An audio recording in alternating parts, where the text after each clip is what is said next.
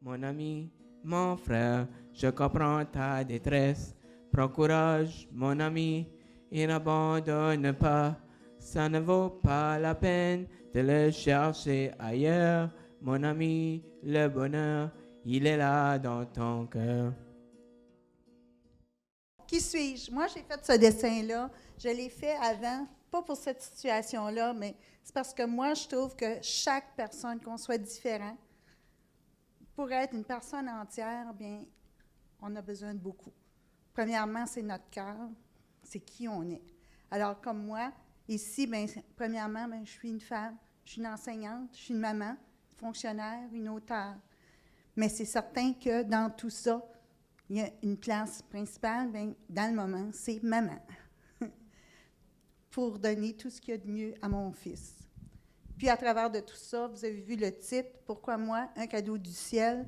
Bien, c'est ça. C'est parce que j'ai une mission à travers de tout ça à réaliser. C'est mon fils qui va me le faire découvrir tout au long de sa vie.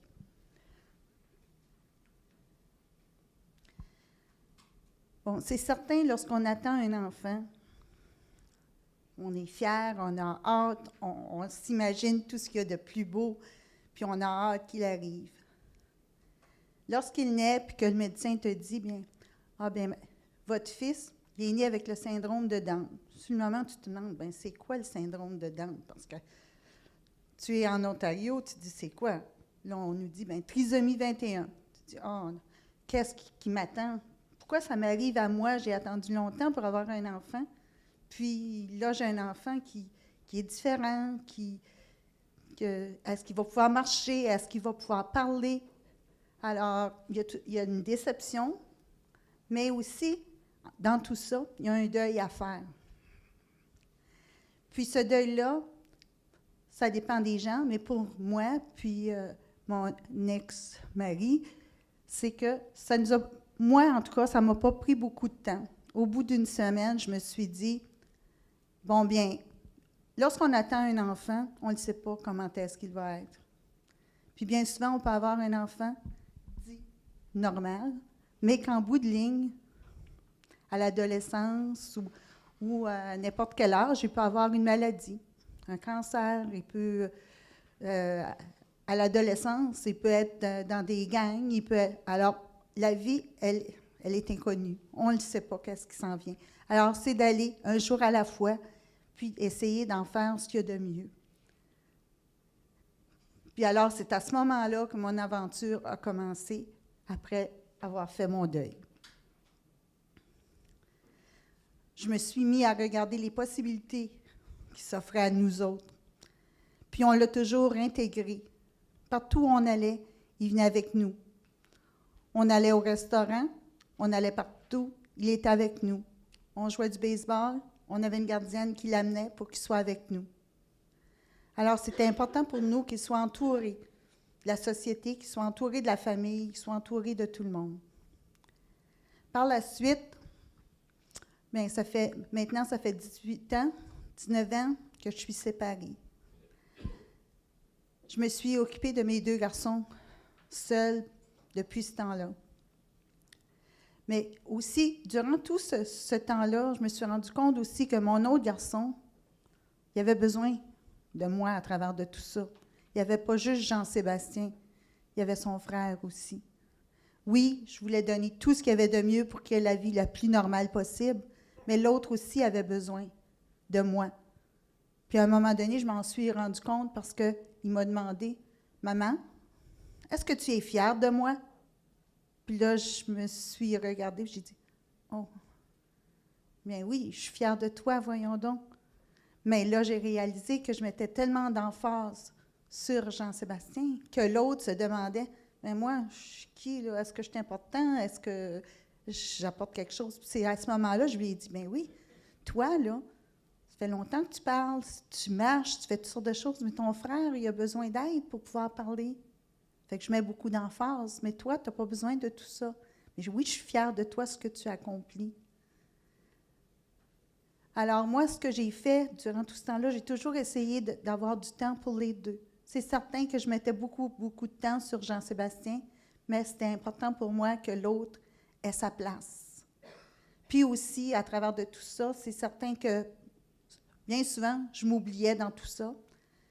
Alors, je sais que c'est ce bout de chemin-là que j'essaie de changer un peu, mais de prendre ma place à moi aussi, mon espace à moi, mon temps à moi, au lieu de toujours mettre le temps sur mes enfants. Maintenant, c'est plus des enfants, c'est des adultes, là.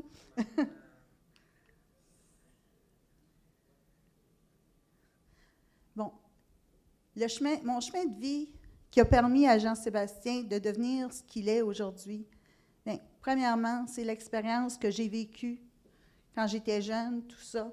Mais moi, à l'école, j'étais toujours une personne qui était toujours avec les gens différents, les classes spéciales, tout ça. Puis les gens me demandaient, bien, pourquoi tu te tiens avec eux autres? Bien, c'est parce que j'aime ça être avec eux autres. J'aime ça faire des choses avec eux autres. Alors déjà, j'avais déjà ça dans moi. Puis, par la suite, bien, c'est certain, comme à travers ma famille, tout ça, bien, mes parents, bien, ma mère surtout, il y avait beaucoup de... On disait, « Ah, ben non, tu es une fille, tu ne peux pas faire ça, voyons donc, ça ne se fait pas. Ah, ben non, Mais moi, avec le temps, j'ai dit, bien, mes enfants, c'est pas moi qui vais décider pour eux autres. Oui, je vais leur donner les bases, je vais leur donner ce qu'ils ont besoin pour avancer, mais à un certain âge, c'est eux autres qui vont prendre le choix de qu'est-ce qu'ils veulent, non pas ce que moi je veux pour eux. Puis c'est ce que j'ai fait pour Jean aussi, parce qu'il y a beaucoup de choses qu'il aimait, puis des fois je disais, « Oh mon Dieu, es-tu capable de le faire? » Mais par la suite, je disais, « Bien, s'il ne le laissait pas, comment est-ce qu'on va savoir s'il est capable de le faire ou non? » Puis puisque j'étais enseignante, bien, c'est certain que là aussi, je lui donnais des outils pour essayer de lui donner des outils pour qu'il puisse écrire, qu'il puisse lire, tout ça, sans l'obliger à le faire, mais en lui donnant des outils, en faisant des activités avec lui. C'est certain qu'avec ma personnalité, que premièrement, je suis une personne très patiente, puis je suis ouverte aux autres, puis j'ai toujours été ouverte aux différences. Alors, ça ne me dérangeait pas de changer ma mentalité ou changer ce que j'avais toujours connu pour essayer, si ça pouvait aider la personne à côté, que ce soit mon fils ou quelqu'un d'autre, bien, j'étais ouverte à ça.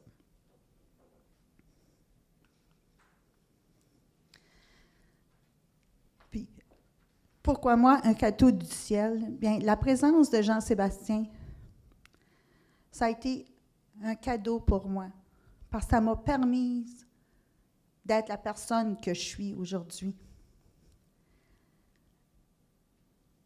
Parce que j'écrivais déjà, je n'aurais jamais pensé de devenir auteur, d'avoir un recueil de poèmes, tout ça. Mais avec la présence de Jean-Sébastien, puis ça a été tout un cheminement à travers de ce recueil de poèmes-là, parce que au tout début, il y a quelques poèmes que j'ai écrits là, dans ce recueil-là, que j'avais gagné un premier prix en poésie, mais je n'avais jamais réécrit. Mais avec la présence de mes garçons, ce qu'on vivait, la séparation, tout ça, j'ai écrit un poème pour chacun d'eux. Puis à la longue, bien, ce qui est arrivé à un moment donné, c'est Jean-Sébastien qui a fait des dessins pour certains de mes poèmes. Puis avec le temps, c'est devenu que j'ai publié le recueil de poèmes, et c'est Jean-Sébastien qui a fait la page couverture. Puis moi, je regarde ça, je dis, bien, si Jean-Sébastien n'avait pas été là, bien, probablement, je n'aurais pas de recueil de poèmes. Je serais juste une personne qui travaillerait comme une autre, puis c'est tout. Puis aussi, c'est lui qui m'a fait réaliser ma mission de vie, puis ma raison d'être. Parce que moi, j'ai toujours été la personne qui voulait aider les autres. Mais là, en ayant Jean-Sébastien dans ma vie, bien, je savais qu'il y avait d'autres gens. Il y a d'autres gens comme lui qui peuvent accomplir tellement. Mais est-ce qu'on leur donne la chance d'accomplir ce qu'ils veulent accomplir? Bien souvent, on dit, non, tu n'es pas capable. Ah bien, alors moi, puis je ne vous dis pas que je suis parfaite, parce que bien souvent, il y a des choses que je vous dis, voyons, Jean, tu n'es pas pour faire ça. Mais en bout de ligne, il me prouvait que, bien, pourquoi pas. Alors, il m'a appris tellement à travers de tout ça, parce que bien souvent, même moi, il y a des choses que je dirais, je pourrais peut-être le faire, mais Juste un exemple. L'année passée, je suivais la formation avec Académie Zéro Limite, avec Martin Latulippe. Puis, j'avais le droit à un invité. Je savais que lui, il voulait étudier, mais il n'y a pas beaucoup d'écoles. Alors, je me suis dit, est-ce que je dois l'amener parce que c'est intensif, c'est 3 jours, est-ce qu'il est capable? Je lui ai montré quelques modules, puis j'ai décidé de l'amener avec moi. Bien, ça a été une découverte extraordinaire pour moi et pour les gens là-bas. Parce qu'il a assisté aux 3 jours, il a pris des notes, il a participé aux activités. Même le lendemain, il y a quelqu'un qui m'a dit, bien, regarde, il est rendu sur la scène avec Martin Latulippe. Je dis, hein? Moi, ça me prendrait 10 ans à être là, puis lui, il est déjà là. Mais lui, c'est ça, c'est qu'il n'y a pas de barrière. Il est en avant, danser, aux pauses, il allait danser en avant, puis tout le monde allait le rejoindre. Mais moi, je m'aurais mis une barrière, même j'aurais voulu aller danser. J'ai dit, mais voyons, je ne suis pas pour faire ça, qu'est-ce que le monde va dire? Mais lui, il l'a fait.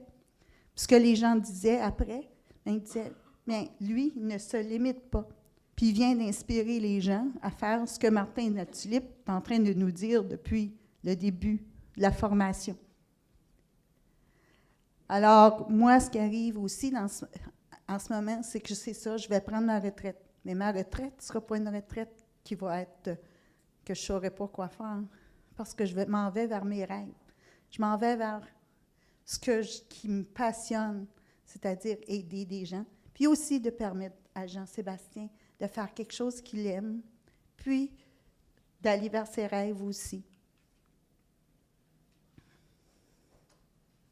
Alors, vous voyez, justement, à gauche, en bas, vous le voyez, il trouvait ça trop vite, alors ce qu'il faisait, il prenait son cellulaire, puis il prenait les notes.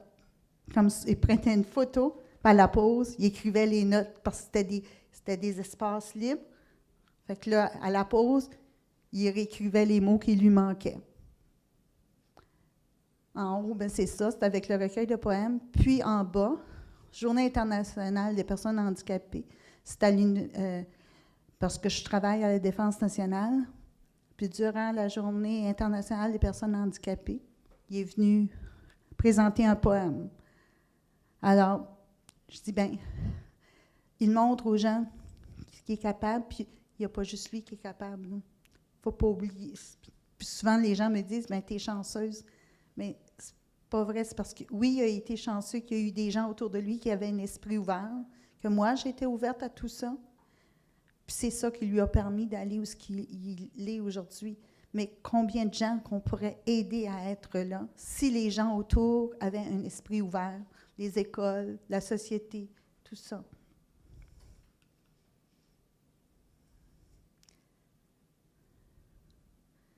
Puis dans tout ça aussi, c'est que le cheminement de la famille, bien, c'est que j'ai donné l'espace à mon autre garçon. Souvent, il voulait prendre la responsabilité. Tout jeune, il disait, « Maman, zan, froid. Maman, zan, soif. » Moi, je disais, « Écoute, s'il a soif, il viendra me voir. S'il il est capable de se communiquer, il viendra me voir. » Puis il y avait seulement 1 an et demi. Dans ce temps-là, je disais, « Bien, écoute, occupe-toi de toi. » Puis Jean-Sébastien, on est là pour lui.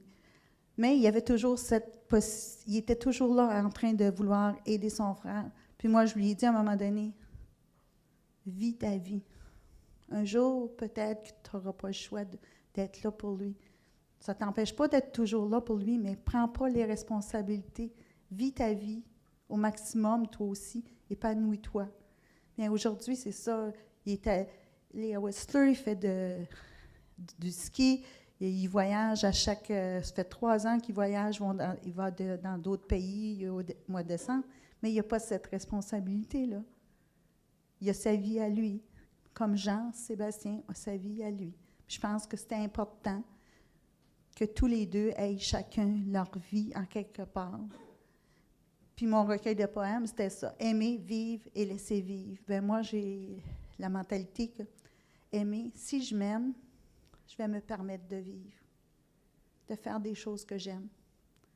Si j'aime la personne qui est autour de moi, puis tout spécialement quelqu'un qui a une différence.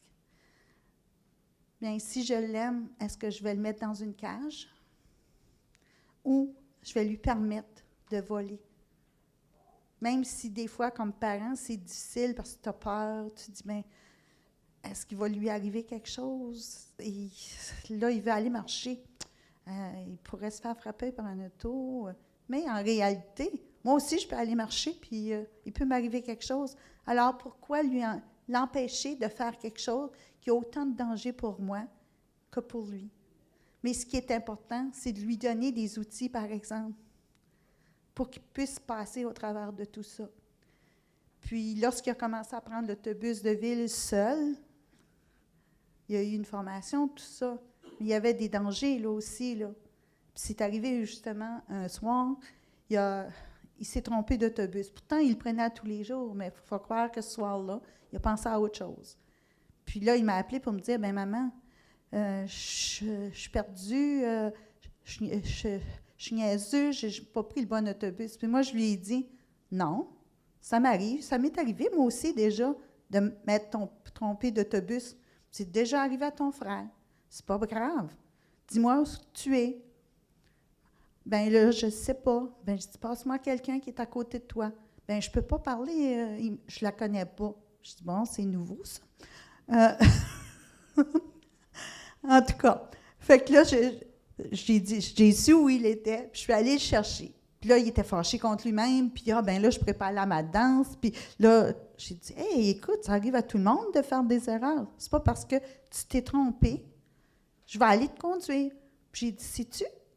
Bien, ce qui vient d'arriver là aujourd'hui, ben, j'ai dit, c'est une bonne chose. » Il m'a dit, « Bien, voyons, une bonne chose. » J'ai dit, « Oui, parce que ça me dit qu'il te manque encore des outils pour mieux fonctionner. » Fait que j'ai dit, la prochaine fois, la semaine ensuite, ce qu'on a fait, on est allé à Ottawa, en autobus, puis on a arrêté à un endroit, puis j'ai dit, « Garde, tu es ici, tu arrives ici, puis tu ne sais pas où tu t'en vas. Va-t'en au coin de la rue, regarde le nom de la rue, puis tu m'appelles, tu dis, « Ma maman, je suis à tel coin de rue. » Fait que j'ai dit, des fois, là, c'est ça d'être ouvert, puis de trouver des outils qui pourraient leur aider pour aller plus loin. Fait que j'ai dit, bien, moi aussi, j'apprends dans tout ça, là. Parce que si ce n'était pas de lui, je ne les apprendrais pas, ces choses-là.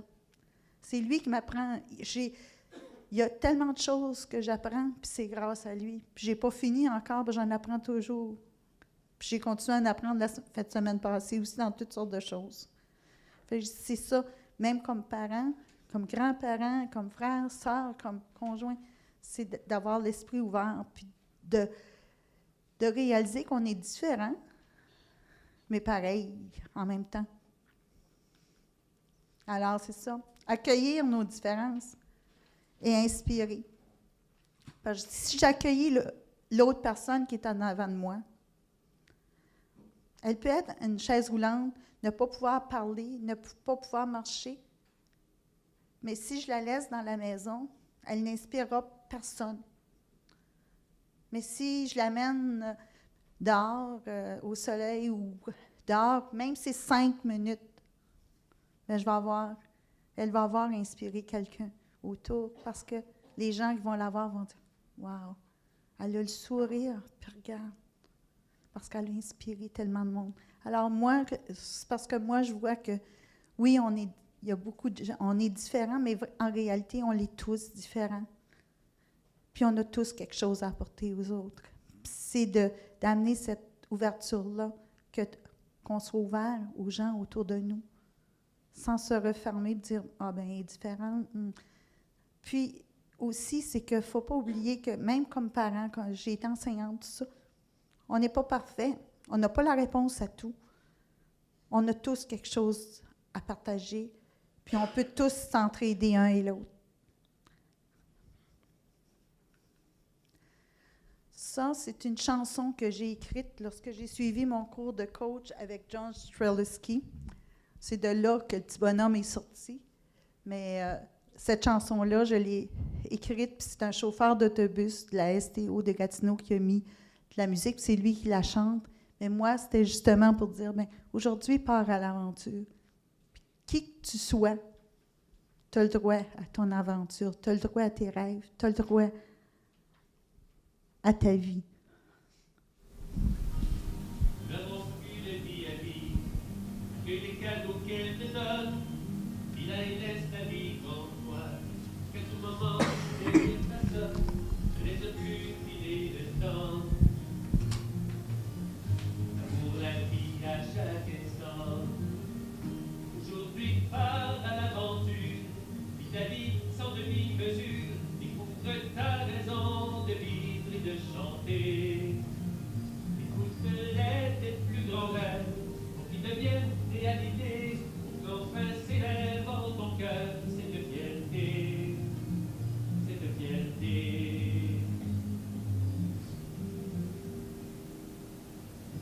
Au fond de nous, on se ressemble, peu importe nos différences, nous avons tous le droit d'inné, d'aimer, de vivre et de rêver, voilà vraiment de toi confiance. C'est un nouveau jour qui s'avance. Aujourd'hui, pars à l'aventure, vis ta vie sans demi-mesure, découvre ta raison de vivre et de chanter. Écoute-les tes plus grands rêves, qu'ils deviennent réalité, pour qu'enfin s'élève en ton cœur cette fierté. Cette fierté, nous avons tous l'élan en nous, de vivre nos rêves jusqu'au bout. Aujourd'hui, pars à l'aventure, vis ta vie sans demi-mesure, découvre ta raison de vivre et de chanter. Écoute-les tes plus grands rêves, qu'ils deviennent réalité, pour qu'enfin s'élève en ton cœur cette fierté, cette fierté.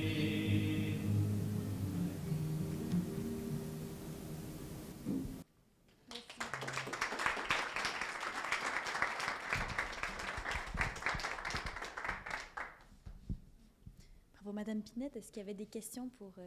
Oui.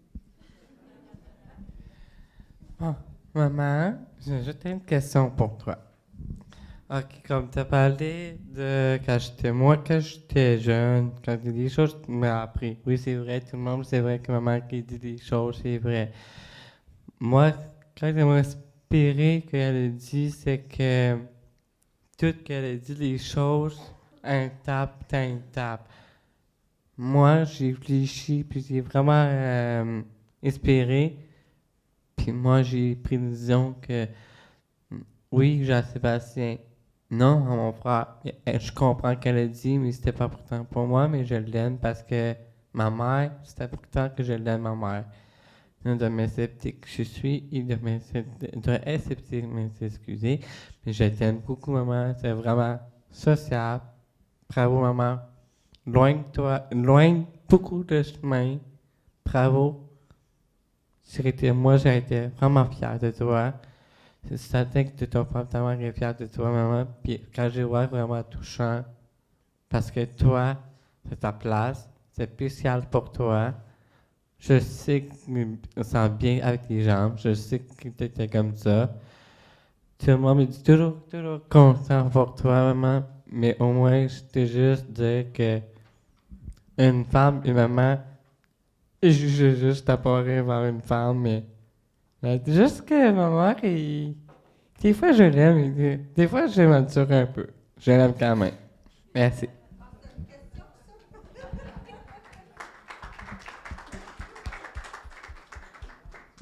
Merci, Jean-Sébastien. Ça met bien la table. Est-ce qu'il y avait des gens qui avaient des questionnements?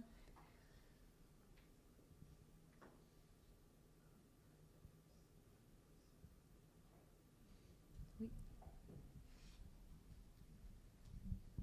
Merci beaucoup pour la conférence. Puis, en fait, je voudrais profiter de votre point de vue d'enseignante aussi, là, pour un petit peu sortir du cadre, en fait, de parents, parce que c'est complexe, en fait, être parent enseignant, puis dans le contexte du Nouveau-Brunswick, vous avez dû voir l'historique, justement, de l'intégration à l'inclusion, probablement. Puis, en 2018, seriez enseignante auprès de Jean-Sébastien. Qu'est-ce que vous feriez dans votre classe pour favoriser son inclusion scolaire, pour plus tard favoriser aussi son inclusion professionnelle et sociale? Au Nouveau-Brunswick, je ne l'ai pas vu trop parce que ça fait longtemps que je suis partie du Nouveau-Brunswick. Mais j'ai enseigné en Ontario, puis justement, en pré-maternelle, j'avais une petite fille, elle avait une paralysie cérébrale. J'ai appris beaucoup avec elle aussi. Puis, ma façon comme enseignante, c'est de traiter l'enfant qui est là comme un autre enfant, non pas différent. Parce qu'au tout début, la différence se voyait plus. On la traitait comme les autres, mais j'avais une aide. Fait que l'aide, elle était là juste pour elle. Puis une journée, elle a été malade, puis j'avais personne d'autre pour la remplacer. Fait que je me suis retrouvée, puis c'était des prématernelles et maternelles en inclusion. Puis je me suis retrouvée avec toute la classe toute seule, puis un enfant qui s'est fait mal. C'était pas grave, mais ça saignait un peu, tout ça. C'était le temps de la collation. Puis elle avait une marchette. Elle ne pouvait pas marcher. Fait que là, j'ai dit aux enfants, j'ai dit, bien, lorsqu'elle va arriver, quand ça va être son tour, dites-moi-le, puis je vais aller la voir. Mais à un moment donné, les jeunes ont dit, Madame, Lynn est debout, elle va tomber. J'ai regardé, puis elle s'était à côté sur le bord de l'évier comme ça. J'ai dit, c'est correct, laissez-la faire. Donnez-lui juste le papier pour s'essuyer les mains, laissez-la faire. Puis lorsqu'elle va avoir fini, si elle a besoin d'aide, je vais aller. À ce moment-là, j'ai réalisé qu'on en faisait beaucoup trop. On ne la laissait pas faire ce qu'elle pouvait faire. Lorsque mon aide est revenue, je lui ai dit, à partir de maintenant, c'est pas toi qui vas aller chercher son linge, son manteau, tout ça. C'est elle. Mais on ne l'enverra pas en même temps que tout le monde, pour pas que quelqu'un la pousse ou quelque chose comme ça. Il y a des fois qu'elle va être en premier, d'autres fois, elle va être en dernier. Parce que je ne veux pas qu'elle soit toujours en premier et que tout le monde dise « Ah ben oui, c'est Lynn, là, il va, nous autres, on attend. » Fait que moi, j'ai réalisé à ce moment-là. Puis aussi, l'autre chose, c'est que j'avais déjà Jean-Sébastien. Fait que je me disais, bon, comment est-ce que je voudrais que ça se passe pour Jean-Sébastien?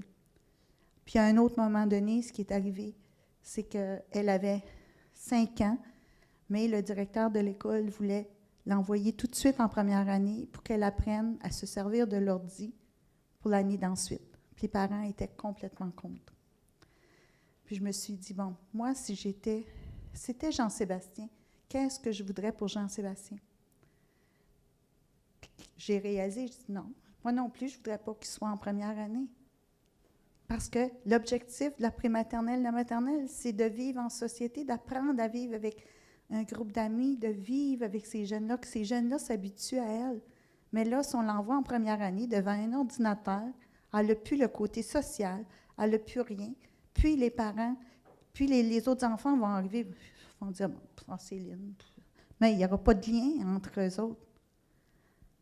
Fait que là, j'ai dit aux parents, écoutez, puis je suis allée voir le directeur, puis je lui ai expliqué, j'ai dit, bien, écoutez, le but de la prématernelle, maternelle, c'est de les amener à vivre en société, à vivre avec leur père, à vivre. Mais là, ce qu'on fait là, c'est qu'on lui enlève cet apprentissage-là pour qu'elle devienne bonne académiquement. Mais qu'est-ce qui est important? L'académique ou le social? Je pense que les deux sont bons, sont très importants. Mais si on saute une étape, en quelque part, il y a quelque chose qui va manquer. Alors, elle est restée dans ma classe jusqu'à la fin de l'année. Puis après ça, elle est allée en première, puis elle a eu son groupe d'amis qui l'a suivi. Puis, il y avait un lien parce qu'eux autres, ils l'avaient connue en maternelle, puis en prématernelle. Alors là, il était ouvert à l'aider parce qu'il avait travaillé avec elle. Alors, c'est ce que j'ai vécu comme enseignant.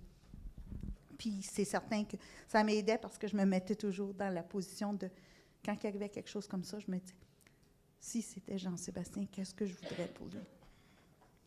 Alors, c'est ça. Merci beaucoup.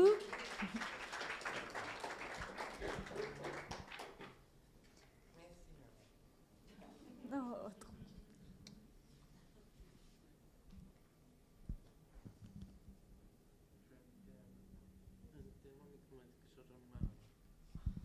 Maman, une question pour toi. Maman, qu'est-ce que je suis en train de dire? Qu'est-ce que je suis en train de dire? que pour les mamans ou les papas, mais moi, c'est celle la personne dans moi. La font beaucoup inspiré pour moi. Maman, t'es la meilleure. Maman, t'es la plus beau cadeau que j'ai jamais eu que tu me réponds. Là, beaucoup, les mamans, ça veut dire c'est vraiment précieux, les mamans. Mais il y a des mamans, là, je suis pas capable avec ça, avec les mamans. Mais les mamans, parfois, c'est beaucoup, les mamans, là, c'est beaucoup les choses. Mais parfois, les papas, c'est toujours... Les papas, c'est comme les papas. Mais les mamans, c'est précieux que j'ai jamais vu, que je l'aime, maman. Puis c'est vraiment, je dis quelque chose. Un maman, un bon bonheur. Un bonheur. Puis c'est vraiment... J'aime beaucoup les choses que maman a fait, puis dit des choses. Je sais que tu me conseilles des choses. J'ai quelque chose que j'ai un larme aux yeux. Je sais que je prends pas le coup avec toi. J'ai toujours aimé plus que tu dis des choses. C'est vraiment que maman, c'est spécial pour toi. Non à tout le monde. Toi, de me rejoindre, c'est seulement pour toi. Mais un maman, là, c'est toutes les mamans ici, présentement dans toi. Un maman, là, c'est pouvoir, le bonheur, l'émotion. Le temps est vite. Je dis que je suis fière de toi. Bravo, maman. Loin dans beaucoup de changements que tu m'as appris. Merci, maman. Meilleure fois. Puis c'est maman meilleure maman du monde pour moi. Puis c'est ce que j'ai train de dire. Merci. Il y a des gens qui se lamentent, il y en a d'autres qui pleurent. Il y en a même de nos jours qui ne croient plus en rien. Ne t'en fais pas pour ça, continue ton chemin. Et quand le cœur t'en dira, tu chanteras ce refrain. Mon ami, mon frère, je comprends ta détresse. Prends courage, mon ami, et n'abandonne pas. Ça ne vaut pas la peine de le chercher ailleurs. Mon ami, le bonheur, il est là dans ton cœur.